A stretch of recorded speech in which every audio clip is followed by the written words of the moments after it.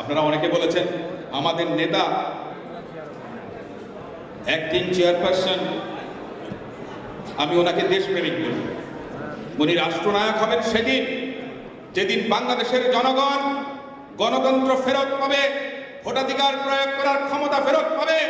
সেদিন ইনশাআল্লাহ জনাব তারেক রহমান নিশ্চয় রাষ্ট্রনায়ক হবেন। তিনি শেখ হাসিনার মতো খলনায়কের মতো তিনি কখনো ভূমিকা নেননি। যদি সেটা তিনি নিতেন, 2006 সাল 2007 সালে বিএনপি ক্ষমতার থেকে যেত না। জননেতা জনাব তারেক রহমান সাহেব খলনায়ক হতে চান নাই, তিনি দেশপ্রেমিক ছিলেন। তিনি দেশপ্রেমিক বাবার সন্তান, যার রক্তে তার ধমনীতে বাংলাদেশ জাতীয়তাবাদের স্মৃতিকণা প্রবাহমান। সেই মানুষ ইনশাআল্লাহ যখন সময় হবে আন্দোলনের ডাক দেবেন, আপনারা প্রস্তুত থাকবেন। জাতীয় বিপ্লব এবং সংহতি দিবসের চেতনায় আপনারা শান দিন, ধার দিন। আমাদের নেতা জানেন সঠিক সিদ্ধান্ত তিনি নেবেন।